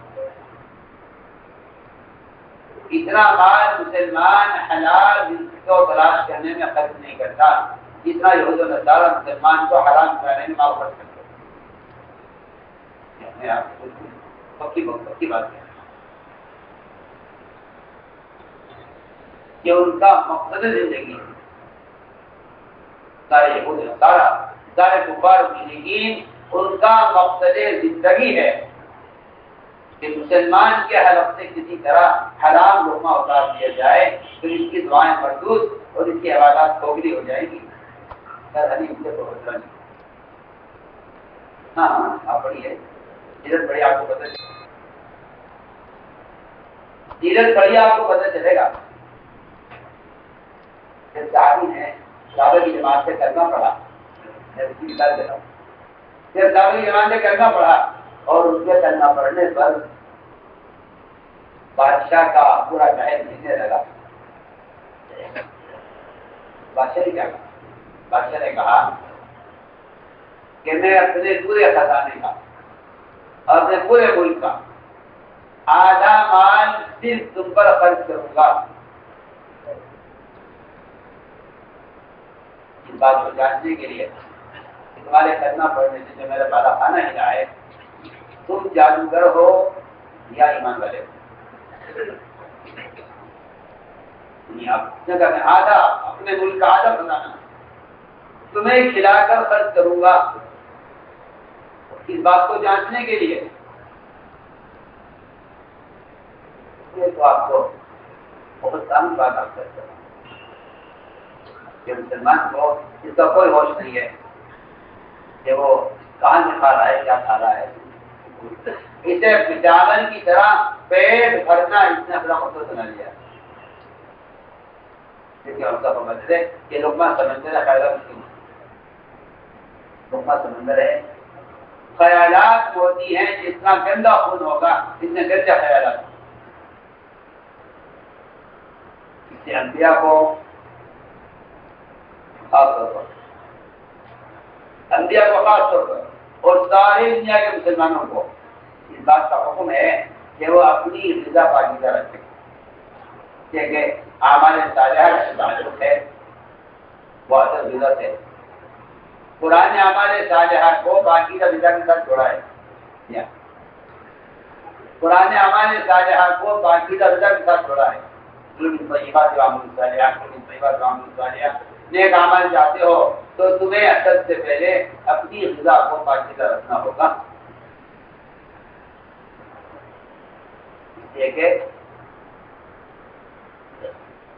لقمہ سمندر ہے خیالات اس سے موتی ہے.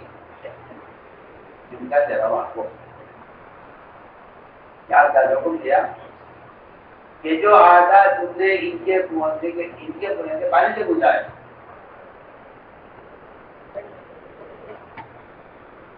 اتنا دور رکھنا چاہتے تھے مسلمان کو کافر کے نظام سے. اللہ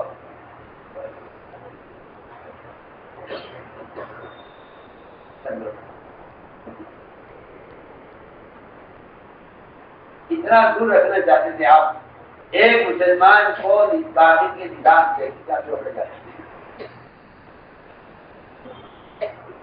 تو میں نے عرض کیا کہ اللہ تعالیٰ احکام میں آتے ہیں. ہوا یہ صاحب آپ کے ساتھ سفر میں کھانا ختم ہو گیا, بلہ سارا ختم ہو گیا, کھانے کے لیے کچھ نہیں, بھوک کی شدت کیا کریں. اس زمانے میں سواری کے لیے گدھے ہوا کرتے تھے اور پالتو گدھے اس وقت حلال تھے. میرے گوشت کھائے جاتے تھے کی طرح.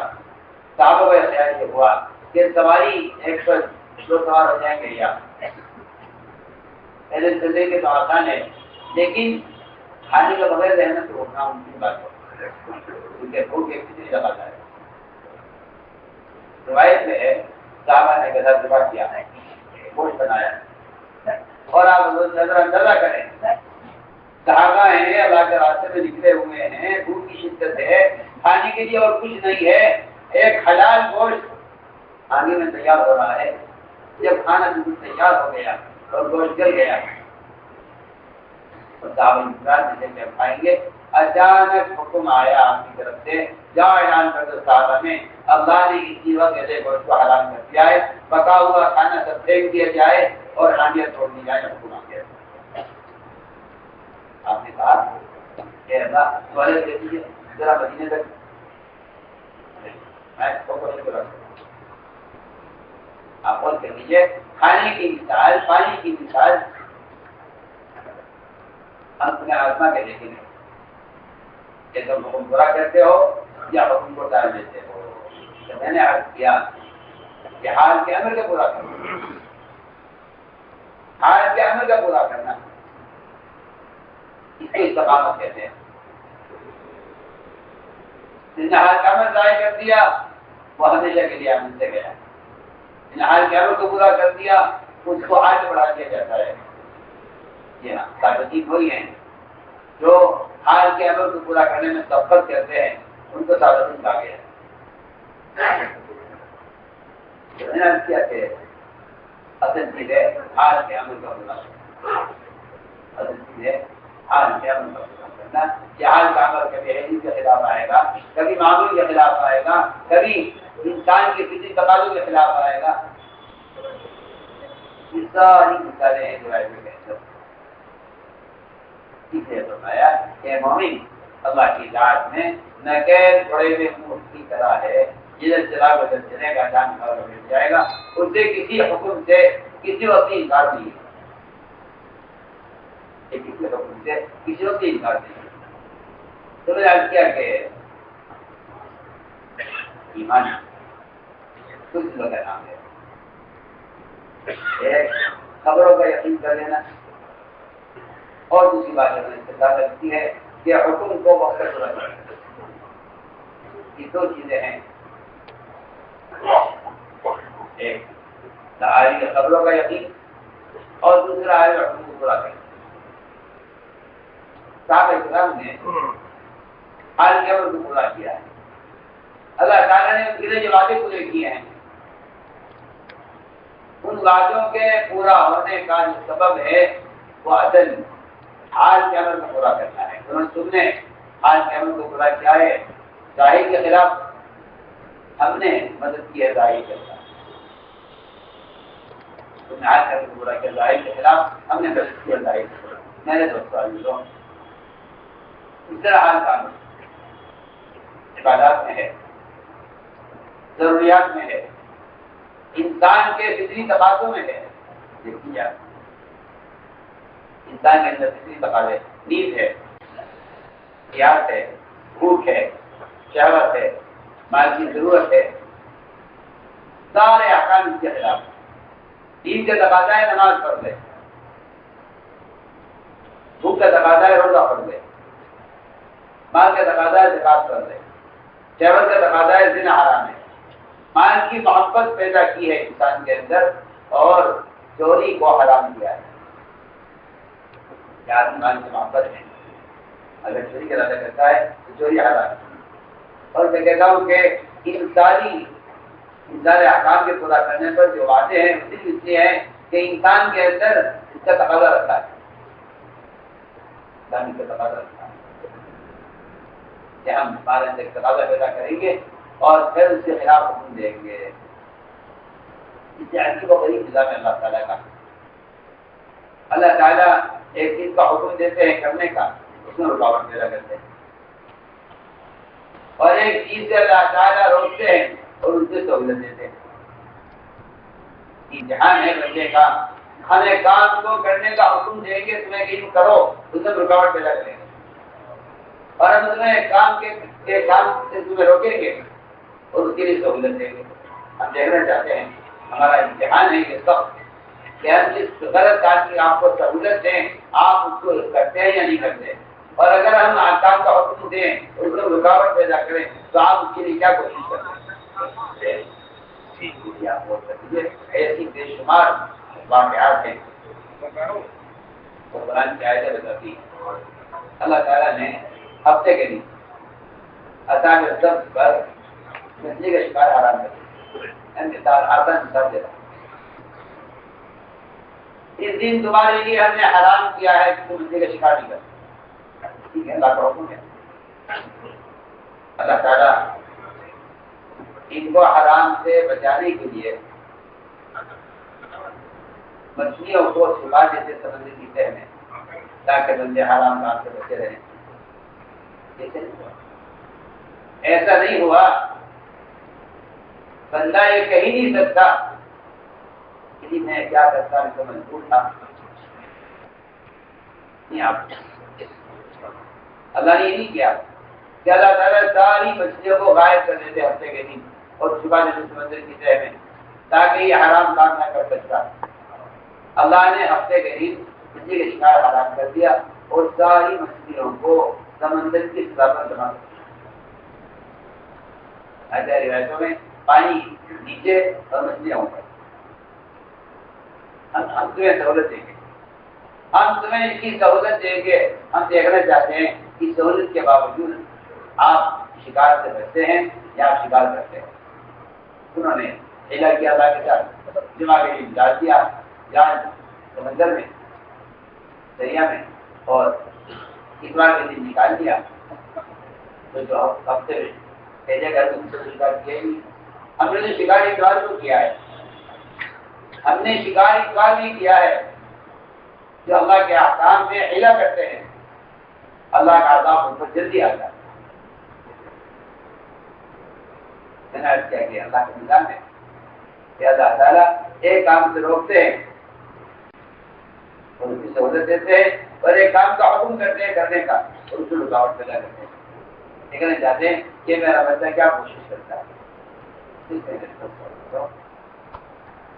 ساری بات کا خلاصہ یہ ہے کہ اللہ تعالیٰ ایمان والے کو اطاعت میں آزما کے دیکھتے ہیں. اللہ اطاعت میں آزما کے دیکھتے ہیں. اس طرح حال کامر عبادات میں اور ضروریات میں ہے. میں کہنا چاہتا ہوں اسی طرح حال کا عمل اللہ تعالیٰ کا خروج اور نفل کے ساتھ کی ہے. اس طرح اللہ کے راستے کا خروج میں بھی یہ بھی اللہ کا عمل ہے، یہ بھی اللہ کا عمل ہے. اگر آپ نے اس عمل کو ٹال دیا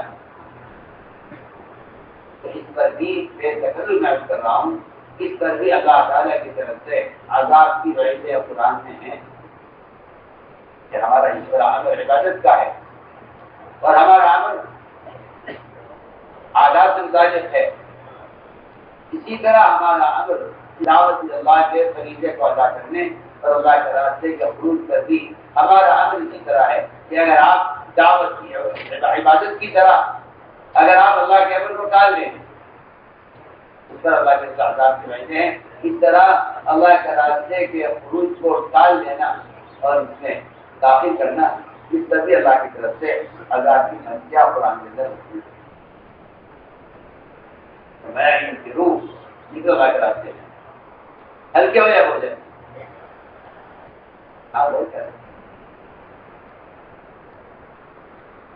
یہ آپ کی کاٹنے والی یہ 3 آدمی وہ تھے جو اللہ کے راستے میں نکلنے سے رہ گئے. آج جائیں گے کل جائیں گے، آج جائیں گے کل جائیں گے. اسی میں وقت گزر گیا کیونکہ اللہ کے راستے کا خروج کرنا پڑتا، وہ مسلمانوں میں اتنا عام تھا کہ منافقین بھی نکلنے سے انکار نہیں کرتے، ہاں نکلنے میں آزار پیش کرتے تھے، آزار پیش کرتے تھے، نکلنے میں آزار پیش کرتے تھے، نکلنی زیادہ ہے یا خوف زیادہ ہے یا گھر کے حالات ٹھیک نہیں ہیں یا ہمارے گھر محفوظ ہیں یا ہم اس نہیں نکل سکتے، انکار نہیں کرتے تھے، انکار نہیں کرتے تھے چونکہ آزاد پیش کرتے تھے۔ تین صحابہ یہ تین صحابہ اللہ کے راستے سے نکلنے سے رہ گئے۔ میں صرف آپ سے ایک ہی بات کر رہا ہوں، حال قیامت کا پورا کریں، ان حال قیامت کو ضائع کریں، حال قیامت کو ضائع کر دیا آپ ناراض ہو گئے۔ اور عجیب بات ہے کہ معاشرے میں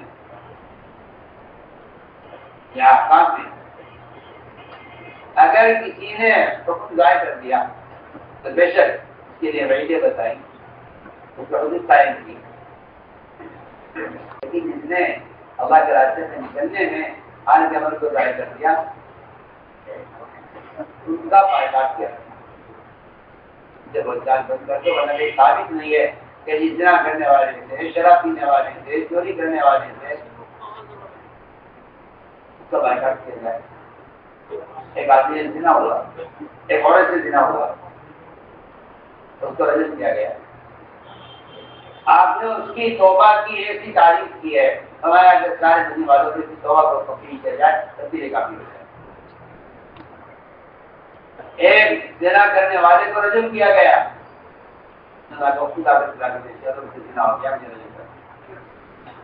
کسی نے کہہ دیا کے کان میں کہ دیکھو اس کو رجم کیا جا رہا ہے بچے کی طرح، آپ نے فرمایا میں اس کو جنت کی نہروں میں نہاتا ہوا دیکھ رہا ہوں۔ یہ رجم ہو رہا تھا، ادھر آپ سب آ رہے تھے کہ میں اس کو جنت کی نہروں میں دیکھ رہا ہوں کہ وہاں اپنی توبہ کی وجہ سے وہاں جنت کی نہروں کا وہ دکھا رہا ہے۔ اللہ کے راستے میں نکلنے میں تاخیر کرنے پر آپ بولتے ہیں 50 رات ان کا بائیکاٹ ہوا ہے سب میں۔ یہ قیامت تک آنے والے مسلمانوں کو یہ سبق سکھانا تھا کہ اس واقعے کو ہر مسلمان یاد رکھے۔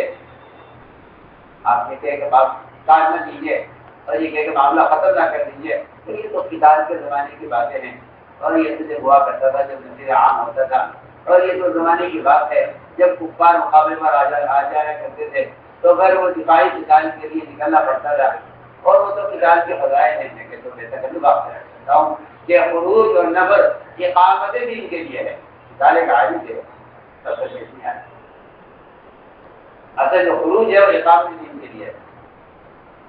50 رات ان کا بائیکاٹ ہوا ہے، آپ ان سے ناراض، سارے صحابہ ان سے ناراض، کوئی سلام جواب نہیں، کیا بات؟ بات ساری یہ ہے، بات ساری یہ ہے کہ آپ نے اللہ کے راستے کے خروج کے فریضے کو انکار نہیں کیا، وقت سے ڈال دیا، وقت سے ڈال دیا۔ رضی اللہ تعالیٰ نے قرآن سے ایک سال نہیں نکلے، ایک سال نہیں نکلے، ہمیشہ بچاتے تھے کہ مجھے کیا مطلب تھا اس سے کہ جماعت کا ذمہ دار نیا ہے پرانا ہے، جوان ہے یا بوڑھا ہے، مجھے کیا مطلب تھا اس سے، میں نے اس سال کا خروج کیوں چھوڑا، ہمیشہ اس پر پچھتایا کرتے اسے میں نے سوچا تو قرآن کا بول کیا جائے تو قرآن میں آپ کو جگہ جگہ ملے گا کہ اللہ کے راستے میں نکلنے میں تاخیر پر عذاب کی دھمکیاں ہیں، اور اگر خیال یہ ہے آپ کا کہ وہ قتال کی وجہ سے ہے تو ایسی جو آیتیں موجود ہیں جہاں قتال کا کوئی شبہ بھی نہیں ہے، بلکہ صحابی کہہ رہے ہیں کہ اب کوئی قتال بھی ہونے والا نہیں ہے، آپ وہ کریں قرآن میں ہے وَأَنفِقُوا فِي سَبِيلِ اللَّهِ وَأَنفِقُوا فِي سَبِيلِ اللَّهِ وَلَا تُلْقُوا بِأَيْدِيكُمْ إِلَى التَّهْلُكَةِ. اللہ کے راستے میں نکلنے میں نکلنے کو کہہ رہا ہوں کیونکہ یہاں انفاق وہ مطلق انفاق نہیں ہے. دیوا بھر یتیموں پر مسکینوں پر فدائی پر مساجد پر مکاتب پر دینی کاموں پر مال خرچ کرنا, مقروضوں کا قرضہ ادا کرا دینا, بیماروں کا علاج کرا دینا, بیواؤں کا یتیموں پر مسکینوں کا خرچ کر دینا مراد نہیں ہے. کیونکہ یہ بات بالکل عدل اور حق ہے کہ کوئی شخص اگر زکات ادا کرنے کے علاوہ باقی کوئی کسی خیر کے کام میں پیسہ خرچ نہیں کرتا ہے, زکات ادا کرتا ہے, صرف زکات ادا کرتا ہے اور باقی نفلی صدقات نہیں کرتا, اس کی کوئی پکڑ نہیں, اس سے کوئی سوال نہیں, وہ جیسے بغیر حساب کتاب کسی رہ جائے. ایک آدمی زکات دیتا ہے, ایک آدمی زکات ادا کرتا ہے, بس اس کے علاوہ سارا مال وہ اپنی ضروریات پر اور اپنی جائز خواہشات پر خرچ کرتا ہے. کوئی سوال نہیں, نہ کوئی عذاب ہے نہ کوئی سوال ہے, یہ سیدھے جنت میں جائے گا کیونکہ اس نے مال کا حق جو زکات ہے وہ ادا کرا. لیکن اس آیت میں ہلاکت کی دھمکی, اس آیت میں ہلاکت کی دھمکی ہے کہ اگر آپ نے اللہ کے راستے میں کتنے پر مال خرچ نہیں کیا تو اپنے ہاتھوں میں آپ کو ہلاکت میں ڈالو گے. آپ اس سے اندازہ کر لیجیے, اس واقعے کو آپ سن لیجیے, پڑھ لیجیے, آپ کو نہیں ملے گا اس میں کہ انہوں نے زکات سے انکار کیا ہو, انہوں نے حج سے انکار کیا ہو, ان کے دن میں جو ان کے بیوی بچوں کے وادی کے اخراجات تھے ان سے انکار کیا ہو, انہوں نے بیوہ یتیموں مسکینوں پر نفلی صدقات کرنے سے انکار کیا ہو. کہیں ثابت نہیں ہے پورے قصے میں, اس کا سوا بھی نہیں ہے. انہوں نے مشورہ یہ کیا تھا انصار نے کہ اسلام پھیل چکا ہے, مسلمانوں کی تعداد زیادہ ہو گئی ہے, پرانے حملہ دین کے مددگار کافی ہو گئے ہیں اور کفر کی کمر ٹوٹ چکی ہے اور اب کوئی جنگ ہونے والی بھی نہیں ہے اور کفار ہتھیار رکھ چکے ہیں, اب کسی کافر سے کوئی مقابلہ بھی نہیں ہے.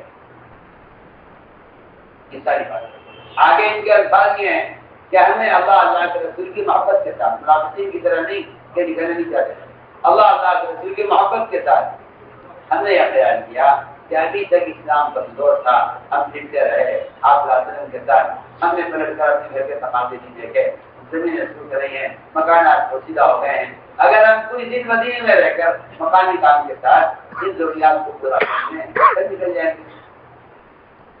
یہ مشورہ تو میں کہنا چاہتا ہوں کہ جو لوگ کہتے ہیں کہ بھائی انفاق مطلق ہے, میں کہتا ہوں کہ انفاق اس آیت کے اندر انفاق مقید ہے اللہ کے راستے کے نفر اور حروف کے ساتھ. انہوں نے یہ کہا تھا معطل بھی کریں گے, یہ کہا تھا کہ ہم کچھ عرصے کے لیے مدینے سے باہر نہیں نکلیں گے. اس طرح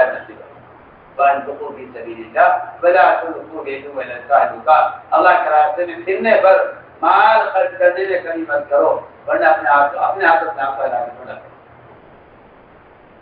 صحابہ خود کہہ رہے ہیں کہ ہلاکت کیا تھی, ہلاکت وہ کہہ رہے ہیں ہلاکت یہ تھی کہ حضرت دین رہا اور ہم مدینہ منورہ میں رہ کر. اس لیے یہ بات تو خدا کے قسم دل کے یقین میں اتری ہوئی ہے, یہ بات ہمارے دل کے یقین میں اتری ہوئی ہے کہ اللہ کے راستے کے میں نکل کر عمل کی فضیلت حرمین کی عبادت سے افضل اس سے کہی گئی ہے تاکہ اعمال میں تعصب پیدا ہو. اعمال کو متعدی بنانے کے لیے حرمین کی عبادت سے اللہ کے راستے کا خروج خدا کے قدم بدل جا افضل ہے. اس میں کوئی شک نہیں ہے. قتال کا موقع ہو یا نہ ہو, اس کا قتال سے کوئی تعلق نہیں.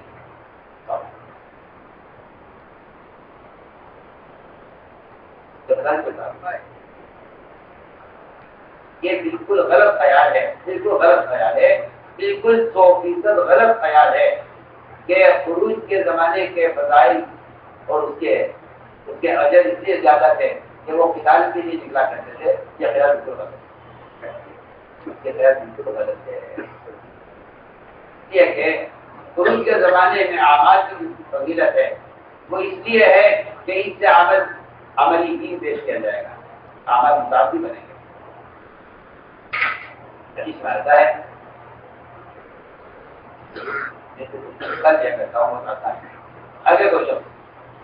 اگر کوئی شخص پوری دنیا میں جتنا مال ہے زمین کے اوپر اور نیچے وہ سارا کا سارا مال اللہ تعالیٰ ایک مسلمان کو دے دے اور اس کی کمائی بنا دے، اللہ کی قدرت ہے، اللہ کی قدرت ہے۔ اگر وہ ایک نمرود کو دنیا کی حکومت دے سکتے ہیں تو نمرود دے سکتے ہیں، اور وہ مسلمان اس سارے زمین کے مال کو اللہ کی رضا والے کاموں میں اخلاص کے ساتھ خرچ کر دے تو اللہ کے قسم صرف آدھے دن اللہ تعالیٰ سے نکل کر دین کی دعوت دینے والے کے برابر نہیں ہے۔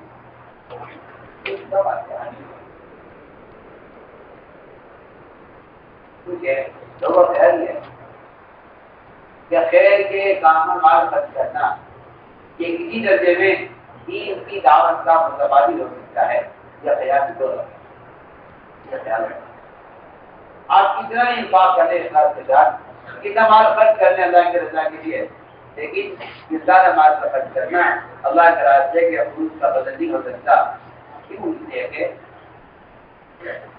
دعوت کا فریضہ مال سے ادا نہیں ہوتا، دعوت کا فریضہ مال سے ادا نہیں ہوتا۔ ایک صحابی بیٹھے ہوئے آپ کے پاس ابو ہریرہ بیٹھے ہوئے ایک صحابی نے آپ سے سوال کیا کہ اگر میں 6000 سونے کی عطیہ کیا مدینہ منورہ میں رہ کر خیر کا خرچ کروں تو سمجھتے کہ ایسا کیا یہ میرے اللہ کے راستے میں نکلنے کا بدل ہو جائیں گے؟ آپ نے فرمایا جو آپ نے اللہ کے راستے میں نکل کر سو رہا ہے وہ بھی افضل ہے، افضل ہے، وہ خروج کی وجہ سے افضل ہے، اس کو کوئی شک نہیں۔ تو میں نے عرض کیا کہ صاف کہتے جا رہی ہے کہ اگر آدمی پوری دنیا کا مال بھی خیر کے راستے میں خرچ کر دے تو اللہ کے راستے میں نکل کر آج دن دعوت کے برابر صاف ہو جائے گا۔ ضرور وقت اللہ کو درمیان ماں حضرت صبر اللہ کیا وجہ ہے؟ وجہ صاف ہے کہ مال خرچ کرنے سے اسلام قائم نہیں ہوتا، اسلام قائم ہوتا ہے مسلمان کو اللہ کے فرائض پر آمادہ کرنے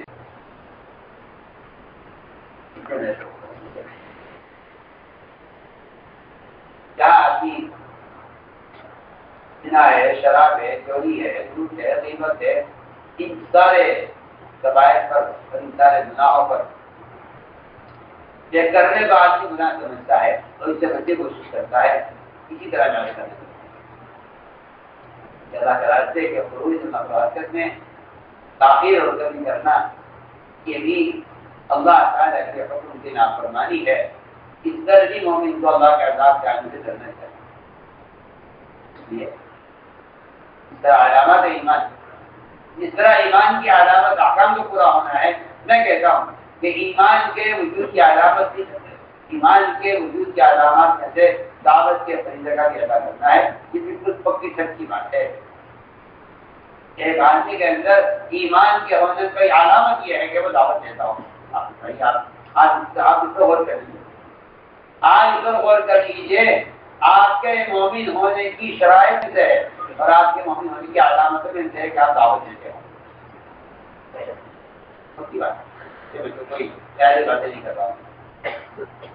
آپ کے ایمان کی علامت یہ نہیں ہے صرف کہ آپ نماز پڑھتے ہیں، روزہ رکھتے ہیں، حج کرتے ہیں، زکات دیتے ہیں، تلاوت کرتے ہیں، آپ کی کوئی گناہ نہیں کرتے، جھوٹ نہیں بولتے، زنا نہیں کرتے، شراب نہیں پیتے، چوری نہیں کرتے، آپ کوئی گناہ نہیں کرتے، اور آپ سارے اعمال اور سارے درجہ کے ادا کرتے ہیں۔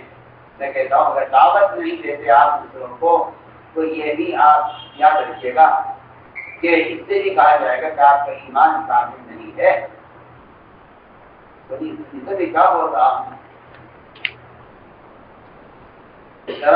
جو درجہ عبادت، جو درجہ ایمان میں نماز کا ہے، جو درجہ ایمان میں نماز کا ہے، میں کہنا چاہتا ہوں وہ درجہ جو درجہ ایمان میں عبادت کا ہے وہ درجہ ایمان میں دعوت کا ہے۔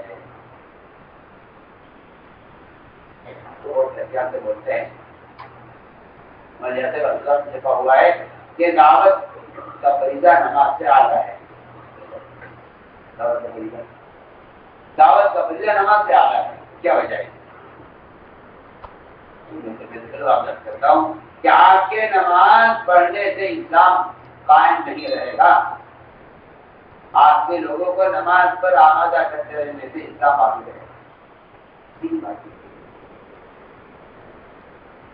اس لیے آپ یہ مت سمجھیے گا کہ اپنی ذات سے ناطے کا دیندار ہو جانا یہ اس کے ایمان کے لیے کافی ہے۔ ایک آدمی کے مومن ہونے کے لیے کافی نہیں ہے تو اللہ کا کام پورا کرنا ہے۔ اس کے مومن ہونے کا یہ تقاضا یہ بھی ہے کہ وہ آیا دعوت کا فریضہ ادا کر رہا ہے نہیں کر رہا، کیونکہ ایک آدمی اگر نماز پڑھتا ہے روزہ نہیں رکھتا تو کیا آپ کہیں گے اس کا ایمان کافی نہیں ہے؟ کیا خیال ہے؟ ایک آدمی روزہ رکھتا ہے نماز نہیں پڑھتا، ایک آدمی نماز پڑھتا ہے روزہ نہیں رکھتا، زکات دیتا ہے نماز نہیں پڑھتا، کیا آپ کہیں گے اس کا ایمان کافی نہیں؟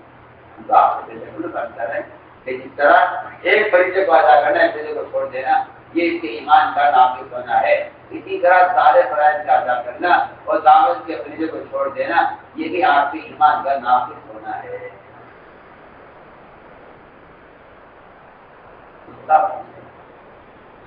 ایمان کی علامتیں حدیث میں بیان کی گئی ہیں، جن میں ایک بنیادی علامت کیا ہے کہ آپ کے کمال ایمان کی علامت کی ہے کہ آپ منکر کو ہاتھ سے بدلیں، کہ آپ کو کمال ایمان آپ منکر ہوتا ہوا دیکھ کر منکر کرنے والے کو خود جا کر اپنی زبان سے خود اس کو براہ راست سمجھائیں، بغیر کسی آلے کے، بغیر کسی رسالے کے، بغیر کسی ذریعے کے، بغیر کسی مشین کے اور بغیر کسی سبب کے آپ براہ راست جا کر اس کو منکر سے اس کو روکیں، اپنی زبان سے خود جا کر بات کریں، ایمان کا درمیان مل جائے اور آپ منکر کو دیکھ کر دل کی توجہ اور دل کی دعاؤں سے تنہائیوں میں اللہ کے سامنے رو کر منکر کو ختم کرائیں۔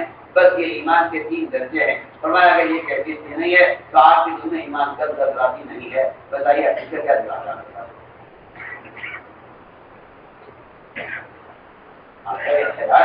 کہ یہ فرض کفایہ ہے ایمان اور دعوت فرض کفایہ ہے۔ میں تو سوچتا ہوں کہ کوئی آدمی اس کو کیسی ضرورت ہے فرض کفایہ کہہ دیتا ہے، جبکہ ہر مومن کے بارے میں یہ بات ہے، ہر مومن کے بارے میں یہ بات ہے کہ ہر مسلمان کے بارے میں من فرمایا من راضی کو نہیں تو علماء مراد ہے، نہیں تو صوفیہ مراد ہے، نہیں تو علماء مراد ہے، نہ صوفیہ مراد ہے، نہ اولیاء مراد ہے، نہ اس سے متقی پرہیزگار اور نیک لوگ مراد ہے، نہیں سے ایک فاسق بھی اگر ہے اور وہ کسی کو منکر سے روکتا ہے تو یہ اس کے ذمہ لازم ہے، بلکہ میں کہتا ہوں کہ وہ اس کے زیادہ ہوتا ہے، جگہ ہوتا ہے جہاں عبادات اور فرائض کا ادا کرنا ایمان کی علامت ہے، وہاں اللہ کی قسم ان احکام میں سے دعوت کے فریضے کو ادا کرنا یہ بھی ایمان کی علامت ہے، ایمان کا تقاضا من رہا کر یہ من رہا کا تبھی یہ بنتا ہے کہ یہ فرض عین فرض کفایہ نہیں ہے۔ اگر یہ فرض کفایہ ہوتی تو یہ من نہ کہا جاتا۔ من کا ترجمہ یہی ہے تم میں سے کوئی بھی شخص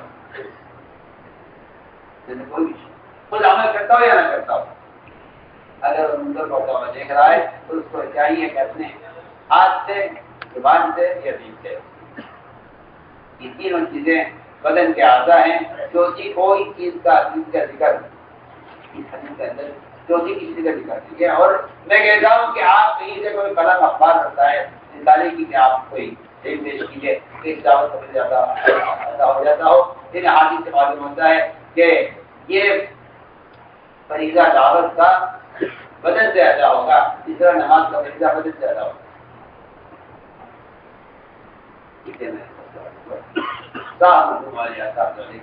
ہر سال 4 مہینے اس راستے میں نکلنے کو اگر اپنا زندگی نہ بنایا تو ایمان بدن سے یہ مضبوط ہے۔ ساری نایتی روایتوں کی روشنی میں جن نے صاف فرما دیا کہ ایمان کے وجود کی علامت دعوت،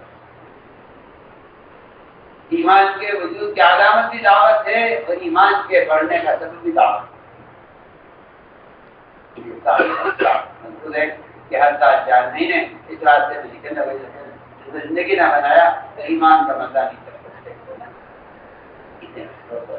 اس عالم طور کی انشاءاللہ ہمیں اپنے حساب سے چلنا ہے۔ فرمائش پیش کریں انشاءاللہ. مولانا ابوالکلام صاحب تیسرے ساتھ میں ماشاءاللہ. میرے انتہائی محترم بیان آپ کو پسند آیا ہو تو بیان کو لائک، شیئر اور چینل کو سبسکرائب کرنا مت بھولیے. کمنٹس میں اپنی رائے کا اظہار ضرور کیجیے.